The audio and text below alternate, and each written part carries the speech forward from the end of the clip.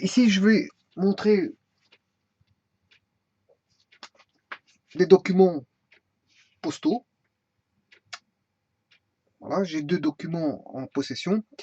Et ceci, je vais dire, il s'agit donc de documents, comme je viens de le dire, postaux, c'est-à-dire que il va y avoir envoi. Envoi. Dans un envoi, il y a toujours une personne qui va envoyer, qui est l'envoyeur, et la personne qui va le recevoir. euh, mais on ne dit pas de toute façon ici, quand on dit envoyeur, je vais le dire tout de suite, hein, on ne dit pas envoyeur. Hein. Voilà, je vais changer de terme. Ça se dit pas envoyeur. Mais c'est pour m'associer au nom envoi. Bon, envoi fait transparaître le mot envoyeur. Euh, euh, donc il y a l'envoyeur et celui qui reçoit, le receveur.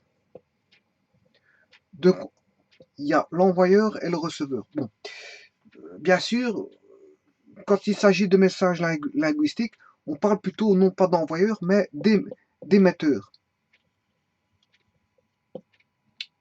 Et là, de récepteur. Donc quand il y a un message linguistique, avec un canal de communication, peu importe lequel il est, hein, par voie postale, par voie informatique, par voie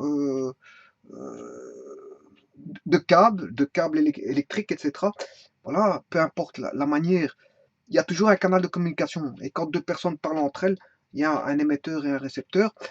Dans le schéma de la communication, on a bien sûr soit l'air qui permet, je veux dire, d'envoyer des sons au travers de deux personnes qui parlent par l'intermédiaire en direct. En direct. Maintenant, si elles sont au téléphone, ben, on va dire le canal de communication, c'est le câble téléphonique. Si c'est par radio, ben, on peut se retrouver avec toute une chaîne hein, soit câblée et les airs en intermédiaire pour avoir le passage de l'émetteur vers le récepteur. Donc, émetteur-récepteur, c'est plus quand on a un schéma de communication avec un canal de communication. Maintenant, hum, on utilise pour la poste la notion de destinateur. Le destinateur est celui qui va envoyer le message par voie bien sûr postale, parce que le canal de communication est connu, hein, c'est par voie postale. Sachez qu'on peut aussi maintenant envoyer par mail donc par voie informatique, par euh, adresse email, hein, qui est un postage électronique. Fait référence à électronique, mail. Donc c'est un postage, on va dire, électronique. Donc, il y a la possibilité maintenant, puisqu'on est dans un monde connecté, d'envoyer, je veux dire, certaines informations par email. Maintenant, s'il s'agit d'un colis, bon, un colis ne fait pas passer par email. Oui, je veux dire, euh, voilà, commander, par exemple, faire une commande par Internet, oui, mais euh, le colis ne passe pas par la voie informatisée. Donc, un colis, il faut absolument que ça passe par bateau, par avion, par train, par un voie de communication, je veux dire de transport normal. Hein. Ouais, quand il s'agit d'un colis ou d'une lettre. Voilà, d'une lettre. Mais sachez que les lettres peuvent être postées via une adresse email, mais pas un colis. Pas un colis. Le colis, on peut le commander par Internet, mais pas l'envoyer par Internet, c'est pas possible. On peut l'envoyer par transport. Un colis, ça se transporte pour aller d'un point A à un point B. Donc, euh, l'émetteur d'un message, enfin, celui qui envoie le message, ben, c'est l'émetteur. Celui qui le reçoit, c'est le récepteur. Mais ça, c'est dans un schéma de communication, on va dire, euh, verbal ou linguistique ou autre. Voilà. Mais quand, au niveau des terminologies de la poste, ben, on parle plus de destinateur, celui qui envoie soit un message par voie postale ou un colis, et le récepteur qui est le destinataire. Destinataire. Bon, sachez que les êtres humains sont des êtres organisés. Bien sûr, le destinataire a ce qu'on appelle une adresse postale. Donc, c'est-à-dire une rue, hein, pour avoir la situation. Hein, comment trouver la situation? Bien, la situation des êtres humains ont localisé au travers des rues. Hein. Cette personne habite telle rue, hein, dans tel. C'est d'abord le pays, hein, l'organisation, c'est d'abord le pays. Hein. Ensuite, la province, s'il y a une province. Ensuite, bon, décomposition en ville, en commune. Voilà. Ici, je ne fais pas référence aux régions, mais voilà, on peut avoir des régions. Voilà. Mais ici, bon, au niveau par voie postale, le pays et le code de la poste, permet d'identifier, je veux dire, une adresse postale pour envoyer un, comment qu'on appelle ça? Oui, ici, c'est pas, je ne suis pas dans, je suis dans une organisation étatique, oui, mais pas tout à fait à 100% politique, hein, parce que bon, au niveau politique, il peut y avoir des subdivisions, une subdivision d'un État. Voilà, ici, c'est plutôt une décomposition, on va dire, en entité, je veux dire, régionale.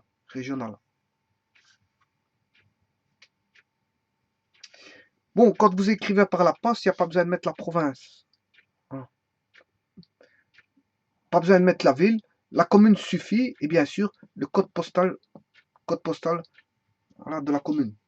La commune et le code postal. Bon, l'idéal, c'est de mettre correctement le code postal, hein, avec la commune. Comme ça, si la personne ne comprend pas le code postal, au moins elle pourra comprendre le nom de la commune. Mais si vous avez mal écrit le nom de la commune, elle peut se référer au code postal. Voilà, donc en fait, comme ça, le courrier arrivera à bon terme. Pour autant, bien sûr, qu'il y a la bonne adresse, c'est-à-dire la bonne rue, la localisation de la bonne rue, et du bon numéro, avec la bonne boîte postale, bien sûr. Voilà. S'il y a une boîte postale, parce qu'il n'y a pas toujours une boîte postale. Voilà. Donc, ici, il faut le numéro de maison et la rue. Et le pays, bien sûr, le pays pour lequel on envoie un colis ou une enveloppe ou peu importe. Donc, il y a un adressage qui se fait. Et l'informatique, bien sûr, au niveau des réseaux, hein, quand on a un postage d'un message d'un émetteur vers un récepteur, mais ça prend un canal de communication qui sont le câble de réseau, câble réseau, qui sont des câbles électriques. Voilà. Et donc, il y a toujours un émetteur et un récepteur avec des accusés de réception, comme on va retrouver ici, je veux dire, par voie postale. Donc, c'est une copie, au niveau informatique, c'est une copie de ce qui se passe au niveau euh, des transmissions, voilà, plutôt des envois postaux. Mais en informatique, on parle plus de transmission de données que d'envoi postal. Voilà. Alors, ici, donc, vous comprendrez qu'il faut être organisé, je veux dire, en fonction de localisation, c'est-à-dire le pays, l'adresse, le numéro, bien sûr la commune et le code postal. Enfin, l'adresse est composée de la commune, code postal et le numéro. Bon, maintenant, est-ce que le colis va t'arriver pour une raison ou une autre? Ben, ça dépend. S'il n'y a pas de grève, il arrivera pour autant que le facteur ne se trompe pas. Et que le facteur n'a pas perdu ses colis. Ou que, voilà. En dehors de tout déboire, je veux dire, relatif à la poste, ben, le courrier, il est censé arriver, je veux dire, euh, euh, à l'adresse requise. Maintenant, donc, le destinataire envoie un document qui soit important ou pas, parce que si un document important se perd, c'est un petit peu embêtant, mais si c'est pas important, on peut refaire, refaire les documents pour les renvoyer. Mais si on envoie par exemple des documents avec de l'argent ou quelque chose comme ça, là, si ça a été perdu, bon, il faudra remettre de l'argent pour réenvoyer. Et si c'est une grosse somme, c'est un petit peu embêtant. Voilà. Ou si c'est un colis avec une commande, avec un colis qui coûte cher, bon, si le colis était perdu, ben, c'est un petit peu embêtant. Donc ici, il y a le destinateur et le destinataire. Le destinataire, c'est celui qui va recevoir le colis ou l'enveloppe ou voilà, la lettre postale. Et le destinataire, c'est celui qui envoie la lettre postale. Donc, au niveau de la poste, on a des terminologies différentes. Bon, ceci étant dit, je vais sortir les deux documents. Je désire, par exemple, voici une enveloppe postale. Voilà, une enveloppe postale. Bon, ça, c'est ce qu'on appelle bien sûr une enveloppe sac. C'est une enveloppe sac. Hein, vous voyez, avant, il fallait mouiller ici. Il fallait mouiller pour refermer. Maintenant, ils mettent un autocollant. Il n'y a plus besoin de mettre sa langue ici. Plus besoin de mettre sa langue. Voilà, on décolle voilà, cette bande-là. Il y a une bande, on la décolle et voilà. Donc, ça, c'est ce qu'on appelle une enveloppe sac. Bon, en Belgique, ceux qui s'occupent de la poste, c'est bien sûr B-Post, Bipost. Ça s'écrit B-Post. Et ils ont un site. D'ailleurs, vous pouvez aller voir les informations dans leur site. Ou aller tout simplement à la poste et leur demander des informations, c'est pas un problème. www.bpost.be. Voilà. Bien sûr, vous pouvez taper adressage si c'est en français. Hein. Si c'est en français, c'est adressage. Parce que si c'est pas en français, ben, par exemple, si vous l'avez en néerlandais, là, c'est adressering. Et vous comprendrez, ceux qui comprennent le néerlandais devront aller voir voilà, à cet endroit-là, voilà, ce site-là, enfin, plutôt à cette rubrique addressering. Maintenant, il y a une partie allemande en Belgique, hein, donc la poste, quand elle communique des informations, elle communique dans les trois langues qu'on retrouve en Belgique, c'est-à-dire le français, le néerlandais et l'allemand. Et si c'est en allemand, la rubrique c'est Adressring. Adressing. Bon, Adressing. Voilà. Ça, vous allez voir sur Internet, c'est ce qu'il est écrit.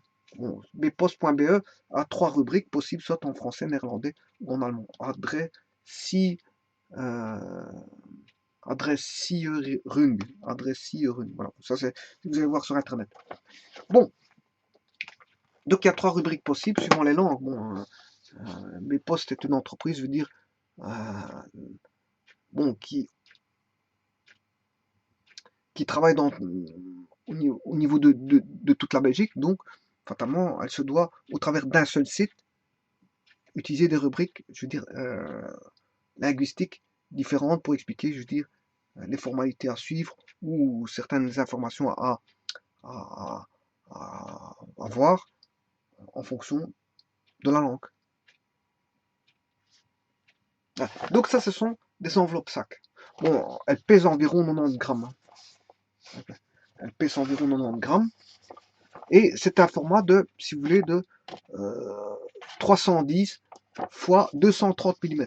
310 fois 230. Je n'ai pas ma...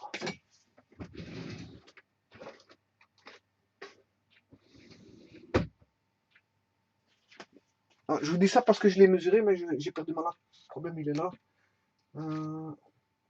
Faudrait que je retrouve ma latte, mais voilà. J'ai mesuré, c'est 310 fois 230. Et voilà. Et ça fait environ 90 grammes. Maintenant, vous devez écrire votre adresse ici, là, tout le long ici. Si je devais écrire mon adresse à moi pour envoyer à quelqu'un, donc moi je suis l'émetteur doit écrire son adresse ici. Alors, bien sûr, nom, prénom, rue, bien sûr, commune, avec le code postal et bien sûr la commune. Quand je dis l'adresse, c'est bien sûr la rue, le numéro de maison, s'il y a une boîte, ben, je mets la boîte, puis je mets le code postal et la commune. Donc, bien sûr, il ne faut pas écrire ça n'importe comment. Hein. Hein, tout doit être représenté ici. Voilà, je vais marquer nom, prénom ensuite. Hein, c'est toujours le nom, le prénom. Ensuite, vous mettez donc Si c'est une entité ou une représentation, vous devez mettre l'entité. Mais ici, bon, je considère que je suis une personne. Je mets mon nom, mon prénom ici. Bien sûr, je mets l'adresse. Et l'adresse est composée, comme je vous ai dit, donc du nom de la rue, du numéro, hein, du numéro. Voilà, s'il y a une boîte, vous devez mettre la boîte. La boîte, ça s'écrit BTE. Hein. Vous pouvez pas écrire cross ou dièse ou slash, et ça n'existe pas tout ça. Hein. C'est BTE, pour plus de lisibilité. Voilà, boîte 4 par exemple, c'est BTE. Vous pouvez pas écrire autre chose. Hein. Donc le numéro de boîte est précédé par la mention BTE. Voilà. Et vous pouvez pas utiliser B tout court, ou petit b, ou BT, ou cross, ou dièse, ou tiret, ou enfin peu importe. Je veux dire, c'est BTE. Pour boîte, c'est BTE. C'est compréhensible comme ça. C'est toujours comme ça que ça se fait. Bien sûr, après, vous avez le code postal, et puis vous mettez la commune. Et ça, c'est toujours comme ça qu'on fait. Bon. Euh, donc, tout ceci doit se retrouver sur une ligne. Nom, prénom, adresse, sur une ligne, ici.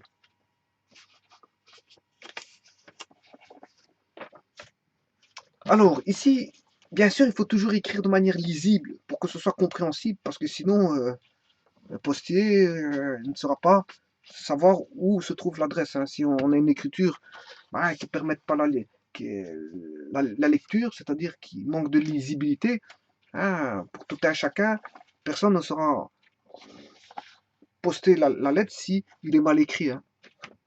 L'idéal, c'est de faire une étiquette par informatique et l'écrire avec de l'écriture d'imprimerie sortie par imprimante, au travers d'un logiciel euh, qui gère du texte. Là, vous sortez une étiquette, voilà. Et bon, ici, bien sûr, la couleur de ceci, c'est bon brun jaune. Voilà, brun jaune. Un brun qui vire vers le jaune. Mais dans ces cas-là, si vous voulez mettre l'adresse, le timbre, il va se mettre ici. La zone de timbre est ici. Donc, il ne faut pas écrire ici. Hein. Vous ne devez pas écrire ici. C'est d'écrire ici, là, dans la zone là. Bien sûr, de manière lisible. Bon, j'explique comment écrire dans les règles de l'art, bien sûr. Hein, c'est ce que je fais. C'est comment rédiger les adresses dans les règles de l'art. Bon, ici, il faut écrire de manière lisible, suffisamment d'espace entre les lignes, pas trop petit, pas très très grand non plus. Bon, on va dire, un bon espacement, ça doit avoir un bon espacement. L'idéal, comme c'est brun et jaune, ceci, pour mettre un contraste, vous mettez une étiquette blanche. Vous collez ici une étiquette blanche. Et, voilà. Et ça donne un meilleur contraste avec le positionnement de l'adresse. Bien sûr, euh, à droite, hein, vous mettez ici l'étiquette, vous la mettez ici. Le timbre, il sera ici, la zone de timbre. Et là, vous pouvez mettre, voilà, comment on appelle ça, l'étiquette, une étiquette blanche, sortie par imprimante. Et là, bien sûr, vous mettez par exemple l'entité, si c'est une entité, hein, par exemple si c'est une banque, une assurance, peu importe, un tribunal ou peu importe à qui vous écrivez, vous mettez l'entité, puis ensuite vous mettez de nouveau le nom, le prénom, ainsi que l'adresse.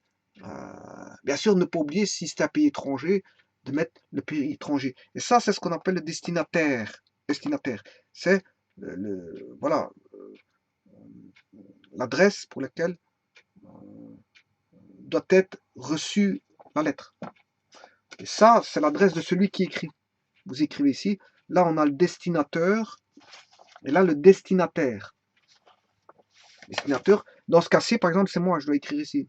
Moi, je suis le destinateur. Je dois mettre mon adresse ici. Et je vais l'envoyer à qui, par exemple? Je sais pas, moi, je vais l'envoyer à une assurance.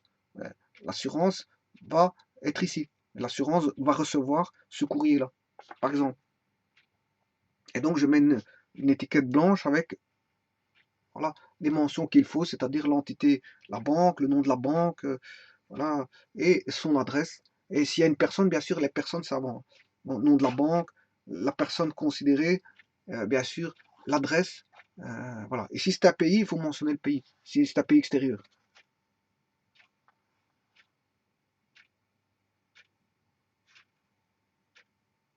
Alors, si c'était justement si c'est un envoi vers l'étranger, il faut écrire le nom du pays en majuscule, hein. Le nom du pays, c'est en majuscule. En dessous du code postal. C'est-à-dire, par exemple, si je mets, j'invente, hein, 75 000 Paris, entre parenthèses, je mets France en majuscule pour dire que c'est en France. Ouais, fermez parenthèse, bien sûr. Bon, tout ça, vous retrouvez ces informations-là dans Bipost. Ou aller chercher des documents, je veux dire, spécifiques que vous pouvez retrouver à la poste. Cependant, j'allais vous expliquer ceci. Bon. Ceci, hein, c'est quand vous envoyez un document important, vous voulez savoir si la personne a reçu le document. A reçu. Bon, et pour ça, vous allez avoir besoin de ce qu'on appelle de rédiger deux documents. Ceci, ça va être constituer une preuve d'envoi.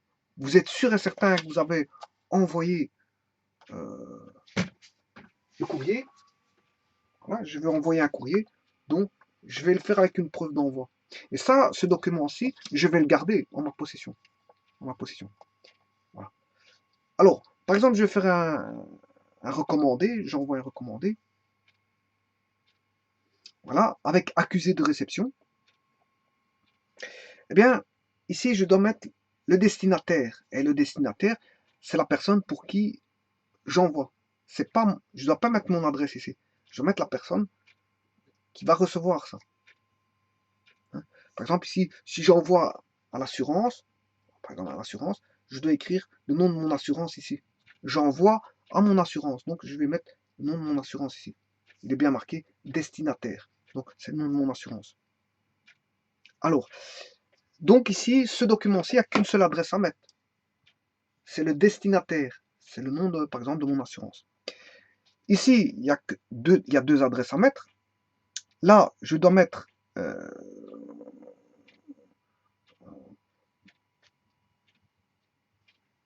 ici, c'est bien pour pas que je dise de bêtises.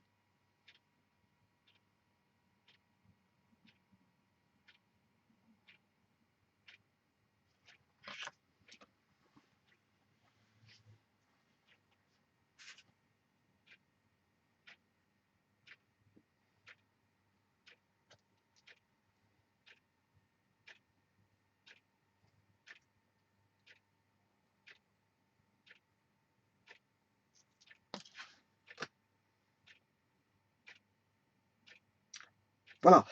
Donc ceci, j'explique. Hein. Je vais expliquer. Ceci, c'est bien un accusé de réception. Ça, c'est une preuve d'envoi. Ceci, une preuve d'envoi. Et ça, une preuve de réception. Alors, comment va se passer la preuve de réception? Cet accusé de réception, on va le postier va l'adosser au document. Ça, il va être gardé par la personne qui envoie là. Donc, si j'envoie ceci à l'assurance, ceci, je vais garder hein, ce document-là. Bien sûr, les étiquettes vont être enlevées ici par le postier pour les coller là-bas. Bon, celui-ci, ce document-ci, va être gardé par celui qui l'envoie. Par contre, celui-ci va être envoyé avec le courrier. Hein, il sera collé au courrier puisqu'il y a deux étiquettes ici. On va enlever ces étiquettes-là et on va le coller, je veux dire, au courrier. Il va être adossé au courrier. Donc, le courrier va être envoyé avec ce qu'on appelle un accusé de réception, qui est ce document-ci. Voilà. Ce document-ci qui est collé à ceci.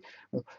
Dès la réception du courrier par le destinataire va prendre le courrier et va renvoyer l'accusé de réception qui va retourner chez la personne qui a envoyé, c'est-à-dire dans mon cas à moi, je recevrai ceci. Une fois que j'ai reçu cet accusé de réception, mais ça veut dire qu'il a bien reçu le courrier. Le courrier a bien été reçu. Donc ce document-là, il va faire un voyage avec l'enveloppe. Il va faire un voyage pour revenir par la suite. Voilà, et ça, c'est l'accusé de réception qui va faire ça. Et l'informatique a utilisé, je veux dire, à sa manière, je veux dire, cette méthode d'accusé de réception. On envoie avec un accusé de réception, et l'accusé de réception est renvoyé en retour. Pour être sûr et certain que l'enveloppe a bien été. Et c'est le but. C'est le but. C'est une preuve Ça, c'est une preuve d'envoi, alors que ça, c'est une preuve de réception. C'est la preuve que la personne a reçu le courrier. Voilà. Alors maintenant, comment on va rédiger ça? Ouais. Ici, qu'est-ce qu'il est marqué? Il est marqué à renvoyer à non plus adresse. À renvoyer, c'est-à-dire quand il a reçu, il faut le renvoyer à quelle adresse? Ben, à mon adresse. Donc ici, on doit mettre son adresse. L'adresse de retour, si vous voulez. L'adresse de retour. Donc je dois mettre, par exemple, j'envoie l'assurance. Voilà, mon adresse, je dois la mettre ici. Je mets mon adresse ici. Parce qu'en fait, il va revenir chez moi. Donc mon adresse, elle est ici. À renvoyer à nom plus adresse. Je mets mon nom et mon adresse. Voilà. Maintenant, ça ne suffit pas. Bon, ici, qu'est-ce qu'on doit mettre ici? C'est l'adresse du destinataire. C'est-à-dire, c'est le nom de mon assurance. Mon assurance que je complète ici. Donc moi, je dois compléter ici l'adresse de mon assurance que je dois envoyer. Donc ça, c'est moi. J'envoie un document à l'assurance. Donc, voilà. Je dois écrire l'adresse de mon assurance qui est le destinataire ici. Et mon adresse ici, mon adresse de retour qui est moi-même, hein, chez moi. Voilà, voilà, ici. Bien sûr, je dois mettre la date pour laquelle j'ai déposé le courrier.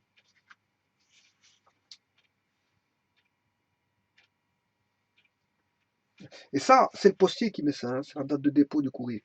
C'est le postier. Et le postier va jouer sur différents... voilà, il va mettre un numéro de recommandé. Numéro de recommandé ici. Donc ce sont des étiquettes. Hein. Ici, j'ai un numéro de recommandé qui va se mettre sur... Voilà, le numéro de recommandé est ici, qu'on retrouve bien sûr ici.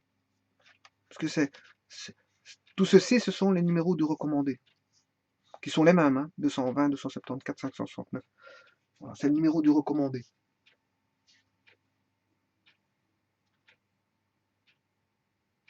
Alors, ici, on voit, il est marqué accusé de réception. Mais l'accusé de réception, si vous voulez, il va être enlevé ici,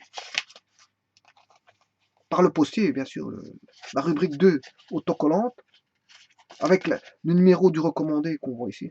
Je ne sais pas si on voit. On a un numéro de recommandé. Voilà. Il va décrocher cette étiquette-là, accusé de réception, pour la coller ici, si vous voulez. Voilà, il va la coller là. Ceci, il va la coller là. Donc, le numéro du recommandé, quand j'aurai l'accusé de réception, j'aurai le numéro de recommandé. Voilà. Par contre, ce numéro de recommandé là, qui est le même que celui-là, là, il sera sur le document postal, si vous voulez, sur mon enveloppe. Celui-ci, c'est pour l'enveloppe, et ça, c'est pour l'accusé de réception. S'il y a un accusé de réception, parce que vous n'êtes pas obligé de faire un accusé de réception. Et plus vous demandez des choses, et plus vous payez, bien sûr. Un accusé de réception, c'est payant. Donc ça, c'est une preuve d'envoi, et ça, c'est une preuve de réception, avec un accusé de réception. Ceci, bien sûr, et ces documents-là, quand vous le recevrez, bien sûr, seront décrochés ceci et ceci. Hein. Ce sera les civils ici, fatalement. Parce que celui-ci sera sur l'accusé de réception, et celui-ci, il sera sur l'enveloppe. Donc vous allez maintenir un document ici avec vous, avec l'adresse du destinataire, donc de l'assurance ici, chez vous. C'est une preuve que vous l'avez bien envoyé. Voilà. Et si vous utilisez ce document-là, le numéro du recommandé accusé de réception sera ici. Là, vous aurez un retour chez vous. Voilà. Vous aurez un retour chez vous. Adresse de retour qui est ici, chez vous. Vous devez compléter donc l'adresse de retour, l'adresse du destinataire. Ça, c'est la postière qui va mettre la date de dépôt, la date le jour où vous avez mis. Voilà. Et là, vous devez mettre, enfin, elle va coller ce document-là. Bien sûr, ici, il faudra bien mettre, la postière devra bien mettre que vous avez bien envoyé un accusé de réception ici. Hein. Dans la preuve d'envoi, elle doit cocher le fait que vous avez mis un accusé de réception. Bon. Alors, est-ce que ce document, je veux dire, fait office de preuve? Bien sûr que oui, parce qu'elle va tamponner ici avec un cachet de la poste avec la date de dépôt. Donc, le cachet était fait par la poste, donc la poste délivre un cachet pour vous dire que c'est bien une preuve que ça a été envoyé. Un cachet constitue une preuve, surtout avec une date. Hein. Le cachet est je veux dire, c'est euh, un objet pour émettre une forme de preuve. Hein. Une forme de preuve, c'est la meilleure forme de preuve. La meilleure forme, c'est le doigt. Hein. Vous tamponnez un encrier, vous mettez votre doigt euh, sur le papier, mais on va voir les empreintes digitales. Donc, c'est la meilleure des preuves que le document a été signé. La meilleure signature, c'est celle-là. Donc, un document qui n'a pas besoin de témoins visuels ou directs, mais peut-être fait entre deux personnes, hein, entre l'accord de deux personnes, au travers d'un encrier et de poser son doigt au travers, je veux dire, des empreintes. Et donc, c'est une forme de signature. Euh, Au-delà de ça, vous avez les cachets. Hein, une forme de preuve, c'est le cachet. Le cachet appartient à la poste. Donc, fatalement, c'est, je veux dire, la responsabilité de la poste pour lequel les documents, je veux dire, les documents, on va dire, sont dans le giron, je veux dire, de la poste. Donc, fatalement, c'est la poste qui en prend sa responsabilité au travers d'un cachet. Et au-delà de ça, elle va dater. Elle va dater. Voilà. Elle va dater quand est-ce que le dépôt a été fait.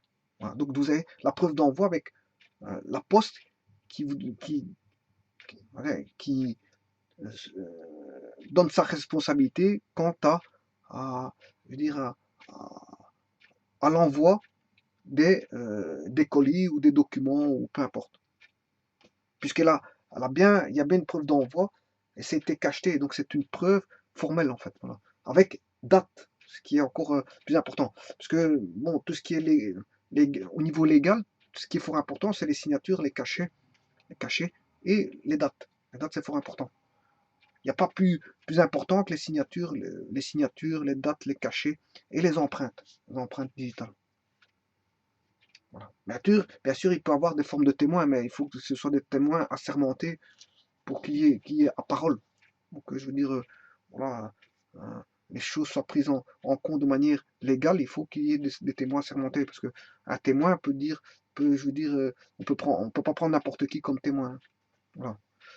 Si le témoin joue en faveur ou en défaveur s'il n'est pas pris de manière légale, je veux dire en aparté, de manière indépendante, hein, je veux dire, ça peut donner des témoins un petit peu, je veux dire, qui vont jouer en faveur d'une des parties. Donc voilà, le témoin, les meilleures façons de faire, ce sont les cachets et les empreintes digitaux pour formaliser, si vous voulez, un document, un colis ou, je veux dire, toutes sortes de documents légaux ou extra-légaux. Donc, ces deux-ci seront enlevés, le recommandé collé sur le recommandé, donc sur l'enveloppe, et l'accusé de réception, ceci sera enlevé pour être mis ici.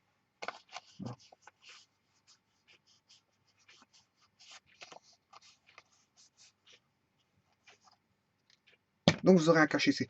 Bien sûr, sur le colis, bien sûr, il y aura le timbre fiscal. Bien sûr, il faut payer bien sûr l'État. Hein. Il y a le timbre fiscal. Mais il y a aussi un fameux tampon, comme il y aura ici. Il y aura un tampon hein, pour prise en charge, je veux dire, de la responsabilité, je veux dire, de l'enveloppe à tout le long du trajet, que ce soit de la poste, ça va partir à partir de la poste, jusque, jusque le destinataire. Maintenant, attention que au niveau, euh, au niveau du tampon, ça a aussi une autre signification. Le tampon va se faire sur le timbre pour dire que, voilà, euh, au niveau fiscal, bon, c'est tamponné dans le sens où le travail a été fait quant à la on va dire, à la prise en charge fiscale de l'enveloppe. Voilà, prise en charge fiscale de l'enveloppe. Voilà, il y a le tampon qui est fait, donc tout a été fait dans les règles de l'art. Voilà, donc on va retrouver des fameux cachets pour des cachets de responsabilité, des cachets de prise en charge, je veux dire, au niveau fiscal, que comme quoi ça a été pris en considération, et tralali et tout le tralala. Voilà. Et donc avec un tampon, avec une date, ben, on peut dire que les dates ont été envoyées à des dates bien fixées et que c'est bien passé par la poste. Par la poste. Voilà. Donc, ceci dit, tout ce que je veux dire par là, c'est qu'il ne faut pas se tromper au niveau de l'écriture des adresses. Hein. Le destinateur, il est ici en une seule ligne. Un destinataire, celui qui envoie. Un destinataire, celui qui reçoit la lettre ou le colis. Hein, si c'est une lettre, hein, j'ai bien dit que c'était une lettre, une enveloppe sac. Hein. Ah, bon, c'est une enveloppe sec, c'est une enveloppe sac. Voilà, c'est pour des plus grands documents. Hein, voilà, qui veulent. Si on n'a pas envie de plier certains documents, on a envie de mettre tout en une page ou plusieurs documents, hein, je peux mettre ça là-dessus. Je peux avoir plusieurs documents dedans. Voilà. Puisque ça fait office de enveloppe sac. On peut avoir beaucoup de documents. On peut en envoyer qu'un seul, c'est pas un problème. Hein. Si on n'a pas envie de plier, envoyer dans une enveloppe, je veux dire, une enveloppe standardisée, voilà, ben, j'enveloppe dans une enveloppe sac. Un seul document. Maintenant, s'il y a plusieurs documents, ça c'est fait pour ça. Voilà. Et donc ici, on a un numéro de recommandé qui est le même. Hein. Numéro de recommandé. Une fois que j'envoie le recommandé, je colle cette étiquette là sur le recommandé avec le cachet, le timbre et tout tralala, tralala. À ce moment-là, j'ai un numéro qui est propre, il est unique. Voilà. Il est unique. Il y a un code barre, on sait lire tout ça. Tous ces numéros-là, on sait le lire avec un code barre. Sachez que bon, on peut, si vous avez envoyé un document par la poste, ici on peut le tracer, hein, puisque vous avez www.bpost.be/ avec une rubrique track. Bien sûr, ça c'est propre à la Belgique, hein, Belgique, Belgian. Vous voyez, c'est dans les trois langues. Voilà. Ah, ici, dans les trois langues aussi. Récépissé de dépôt d'un envoi de recommandé national. C'est une preuve d'envoi. Récépissé de dépôt d'un envoi recommandé national. C'est une preuve d'envoi. Voilà. Et il est en allemand et il est en néerlandais. Hein.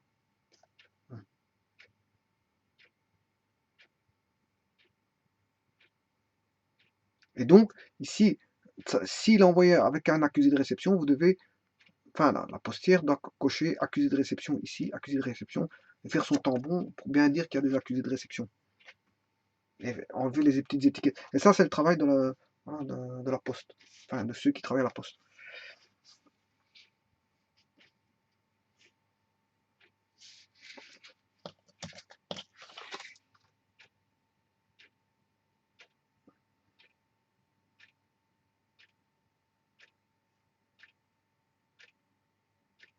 Alors, normalement, moi, quand je reçois le courrier, je dois mettre la date ici de réception.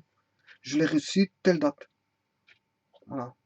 Si je veux être complet, hein, quand je reçois l'accusé de réception à la maison, donc j'envoie le document avec l'accusé de réception à R. Ils reçoivent le document avec l'accusé de réception. Ils envoient l'accusé de réception. Donc je me retrouve avec un accusé de réception et je mets bien sûr la date de réception.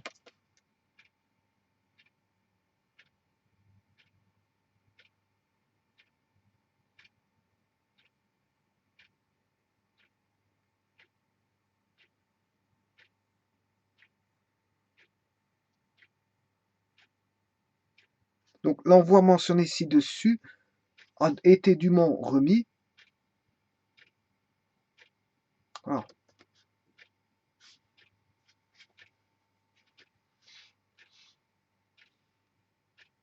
Normalement, ici, on voit mentionné ci-dessus, a été dûment.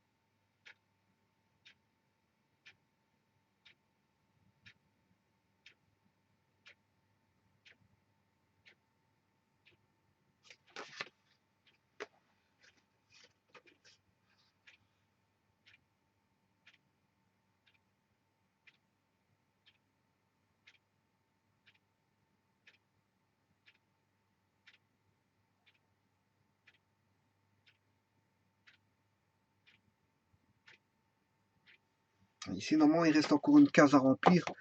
Elle est pas obligée d'être remplie, mais normalement, ça doit être fait. Soit par.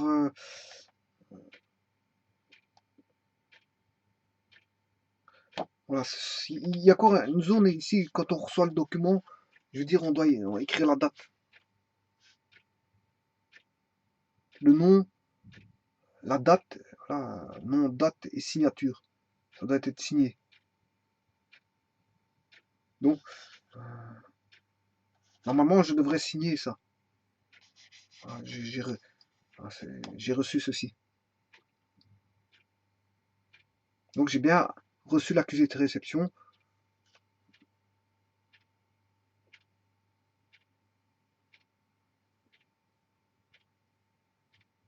Non, normalement, c'est la personne.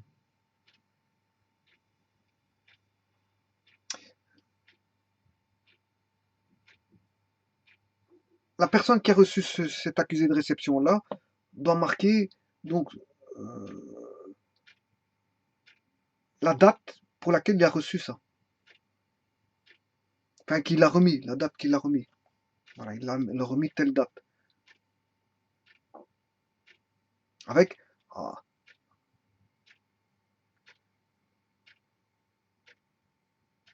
avec son nom. La personne qui a reçu ça met son nom ici et remet la date et voilà, c'est la preuve qu'il a remis. Donc il doit le compléter, mais bon, beaucoup de gens ne complètent pas ceci, hein. Mais ça arrive quand même. Donc, ceci, il doit compléter la personne doit compléter son nom et la date pour laquelle il le remet. Voilà.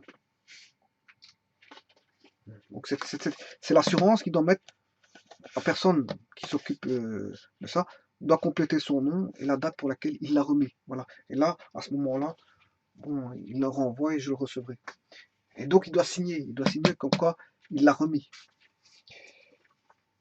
Voilà, mais généralement, ça, c'est pas fait, mais ça ne se fait pas, mais bon, mais ça passe quand même. Mais normalement, pour être dans les règles de l'art, il doit compléter cette rubrique.